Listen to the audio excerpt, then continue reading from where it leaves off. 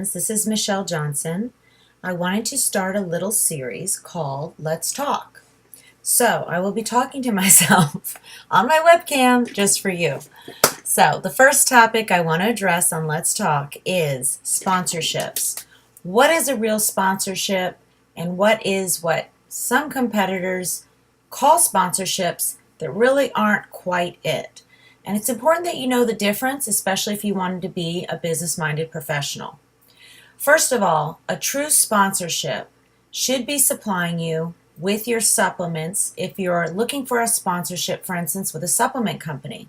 If it's a clothing line, they should be supplying you with their clothing. And what amount is all relative to what kind of agreement that you sign. The important thing to understand is that a sponsor is there to support your shows. The sponsorships at the IFBB Pro level tend to include travel expenses, hotel, airplane flight, and some of your expenses while at your show. And so these are great benefits that all competitors hope for.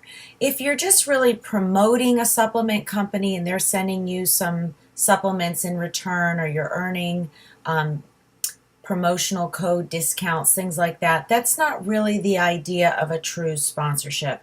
That's just somebody you're helping them promote their brand, and it's more like you're working for them, and there's this sort of dual marketing thing that you're doing for them. And that's usually a great thing for starting competitors that want to feel a part of a brand. And however, there is a difference, and so you want to make sure also that as a new competitor, by signing up and promoting these smaller company brands, that you're not ruining your opportunity for some of the large company brands.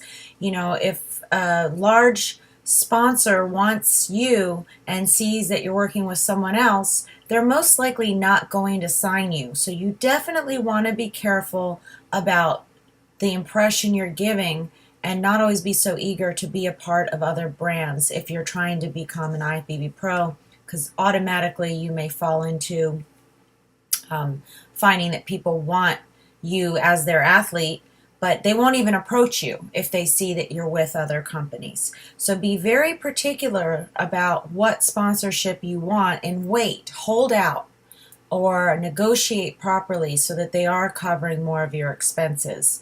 Otherwise, you're just, again, an athlete promoting a brand. That doesn't necessarily mean you have a real sponsorship. So keep that in mind. And I felt like when I see all these girls promoting these companies and the brands really aren't well known, they're startups, that's all fine and dandy as long as they understand the bigger picture. The other thing I wanted to talk to you about has to do with a question that came up while I was working with someone posing. And I was asked, do I prep all the time? The truth is, most people that know me know I eat out a lot. I'm always on the go. Having been a mom most of my career, I definitely don't like to cook all the time. I've been there, done it. Now I like to enjoy having my food served at a restaurant. However, I pick clean restaurants, places that definitely don't include salt, extra sugars, or things, and I can modify the meals. So I have places like the Silver Diner that I go to, or a sushi place where I order sashimi and I just avoid the rice and I eat a small salad or something.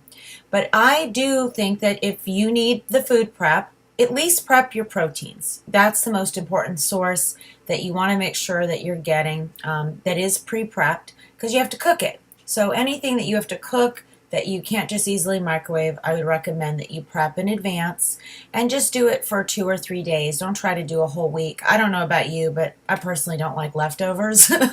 I'm a picky eater that way. So if you want clean, fresh food, you might do it for a couple days at a time, and then it's not so grueling either. The other thing is incorporating more massage and stretching into your workouts is something I really believe in, and I wanted to address this as well. I feel that if you're going to train heavy and hard, or even just intensely, which most athletes are doing, then you want to try to work in things that help relax your cortisol levels, your system. It shouldn't be something like you do because you feel like it. Just like the training, you really need to do it because you need to do it. So at least if you're not going for a massage appointment, get one of those, compression ball type of thingies. What do you call those things? I'm drawing a blank here. For the myofascia release. I can't think of the name, but you want to get yourself the roller where you can roll up and down on it, work your thighs, work your butt, all that. I personally don't use it, and that's why I don't even know the name. I like to lie on the table, have someone's hands all over me, and enjoy the good stuff. So that's my pleasure, in life. But also yoga, it tends to be work for me. So sometimes I'm in the mood, sometimes I'm not. But I make a point to commit to 1 to 2 yoga classes a week just to make sure I don't injure myself and that I'm really lengthening those muscle fibers. With bodybuilding, you can do a lot of constricting of muscle fibers. So these are important benefits. The third thing I want to address is skincare.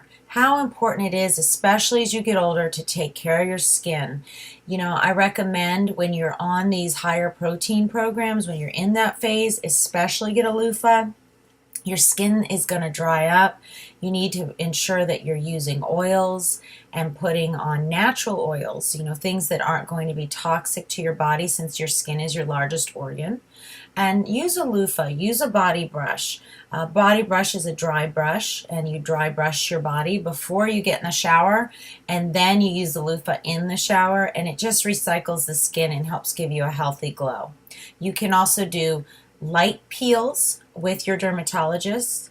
I like a light beta peel. I do that maybe once a year to twice a year at the most. Just renews the skin, the dehydrated layer, and all of my makeup and moisturizers go on so much better this way. And I love the Clarisonic, so I highly recommend you invest in one. It's done wonders for deeply cleaning my skin and really, again, revitalizing it.